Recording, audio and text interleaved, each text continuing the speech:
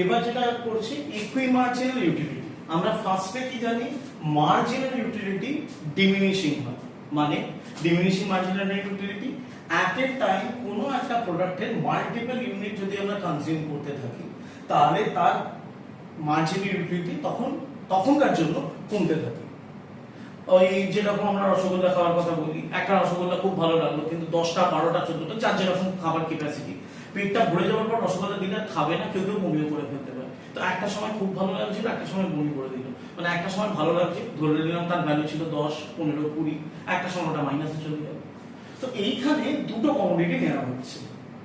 ইকুই marginal ইউটিলিটিতে আমরা দেখি যে আমরা যখন মার্কেটে কিনতে যাব কোনটা কততে কিনব। তো ধর আমাদের কাছে একটা এক্স আছে, একটা ওয়াই আছে, এইখানে তো বাজেট দিয়েছে 40 টাকা, ₹40, যেখানে প্রাইস অফ এক্স হচ্ছে ₹5, প্রাইস অফ ওয়াই হচ্ছে ₹10। মার্জিনাল ইউটিলিটি এটা শুরু হচ্ছে, এক্স এর শুরু হচ্ছে 50 থেকে আর ওয়াই এর হচ্ছে 80 থেকে। তো 1 ইউনিটে 50, 2 ইউনিটে 45, আমরা ধরে নিচ্ছি 5 ইউনিট করেই এটা কম, ঠিক আছে। তো এটা 45 এর পরে হবে 40, দেন 35, দেন 30, দেন 25, এটা কত? ওকে, এইখানে মার্জিনাল ইউটিলিটিটা 10 করে কমছে ধরে নি। এটা 70, তারপর 60, তারপর 50, তারপর 40, তারপর 30। তো এই হচ্ছে আমাদের দুজনের মার্জিনাল ইউটিলিটি। আমরা কি মার্জিনাল ইউটিলিটির বেসে কটা কিনবো ডিসাইড করতে পারি? করতে পারবো না। তার কারণ হচ্ছে যে আমাদের মার্জিনাল ইউটিলিটি ঠিক আছে কিন্তু দুটো তো দাম আলাদা। এইটা আমার 10 টাকা দামি একটা জিনিসের স্যাটিসফ্যাকশন দেখাচ্ছে, এখানে 5 টাকা দামি একটা জিনিসের স্যাটিসফ্যাকশন দেখাচ্ছে। আমার কাছে 40 টাকা হলে কিভাবে খরচ করব বোঝা সম্ভব নয়। কিন্তু আমরা যদি এটাকে একটা কাজ করি যে এই দুটোকেই এদের দাম দিয়ে যদি ভাগ করে দিই তাহলে 1 টাকার বেশি দুজনের ইউটিলিটি কত সেটা বুঝতে পারবো। আমি একটা एग्जांपल মানে এটা করে দেখিয়ে দিচ্ছি। এটা MUX by price of x আর এটা MUY by price of y করে দিচ্ছি। মানে এই যে লাইনটা আছে এটাকে x এর প্রাইস ছিল 5 দিয়ে ডিভাইড করতে থাকি, তার মানে এটা আসছে 10, আর এটার ক্ষেত্রে এটাকে আমরা 10 দিয়ে ডিভাইড করব, এটা আসছে 8। 5 টাকার জিনিসে 50 ইউটিলিটি পাচ্ছি, এই মার্জিনাল ইউটিলিটি আমাদের 50, তার মানে 1 টাকায় আমি 10 ইউনিট ইউটিলিটি পেয়েছি, তাই 5 টাকায় 50। সেদিক থেকে এই ক্ষেত্রে আমরা দেখছি এটার দাম 10 টাকা, 10 টাকার জিনিসটা আমি 80 হচ্ছে আমার ইউটিলিটির ভ্যালু, ঠিক আছে। তার মানে 1 টাকা খরচ করলে আমি 8 টাকা ইউটিলিটি পাচ্ছি। এই ক্ষেত্রে যখন কি একটা কনজিউম করছি, এই করতে করতে আমরা পুরো সিরিজটা তৈরি করব। সিরিজটা কি রকম হচ্ছে?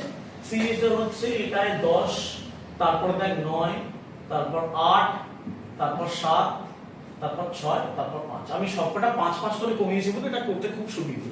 এটা আমি কেন তোদের বইয়েতেও তাই আছে, সেম জিনিস বইয়েতে যেটা আছে সেটাই করছি।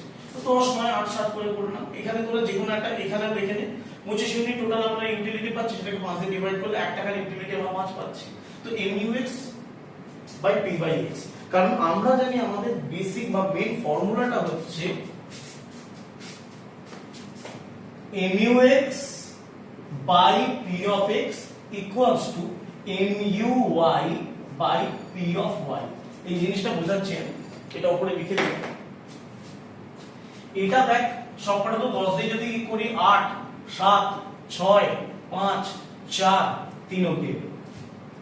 এবার আমাদের যেটা করতে হবে সেটা হচ্ছে যে এই MUX by P of X আর MUY by P by Y এটা কোনটা কোনটা মিলছে। তাই এখানে 8 আছে, MUX by MUY by P by Y এটা হচ্ছে 8, এখানে 8 কোথায় আছে? এইটা।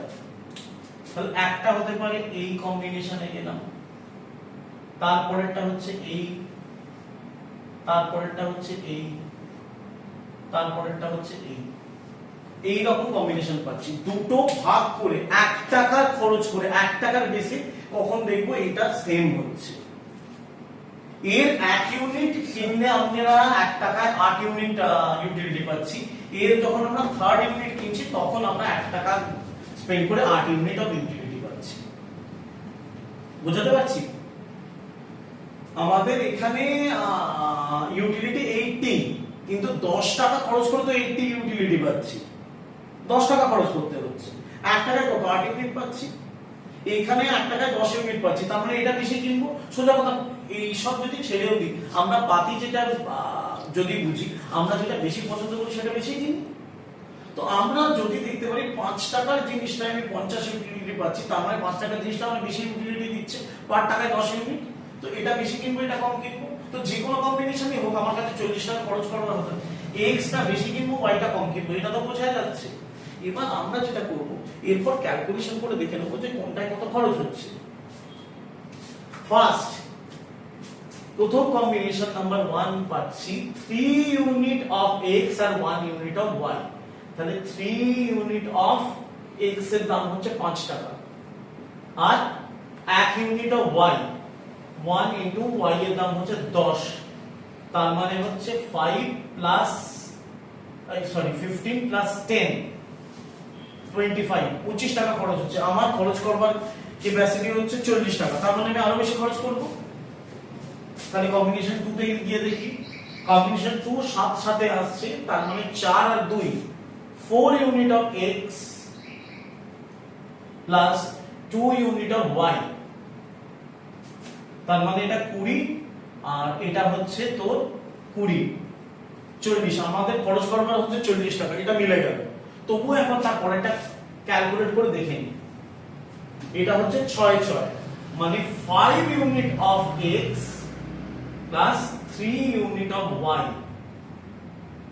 25 প্লাস 30, 55। আর করবার দরকার নেই, এর আরো নিচে গেলে খরচটা আরো বেড়ে যাবে। তো আমাদের টার্গেট কি ছিল, কত টাকা খরচ করতে দিয়েছিল? দেখ, আমাদের বলেছিল 40 টাকা খরচ করতে হবে, 40 টাকা এইখানে খরচ করেছি। তাহলে আমরা যদি মার্কেটে যাই, কি কিনবো?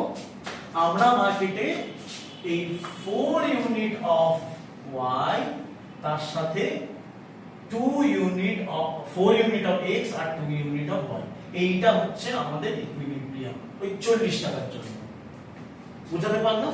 এটাকে বলে কনসেপ্ট অফ ইকুই মার্জিনাল ইউটিলিটি। ইউটিলিটিটা দুজনের আলাদা আলাদা, কিন্তু মার্জিনাল ইউটিলিটিটা এই একটা জায়গায় গিয়ে সেম হয়ে গেছে। ক্লিয়ার? তো এইটা আমরা যখন করব, আমাদের মানে যদি কোশ্চেন আসে, এটা কি করবি, আগে তোকে কোশ্চেন এটাকে ভালো করে ডিফাইন করতে হবে, এরকম একটা চার্ট বানাতে হবে। চার্টেতে সবসময় চেষ্টা করবি যে ইজি একটা ইউটিলিটি নিয়ে নিতে, নইলে এটা মার্ক আপ করে নিতে হবে তোদের। করবার পরে এটা ক্যালকুলেশন করে দেখিয়ে দিতে হবে। ঠিক আছে?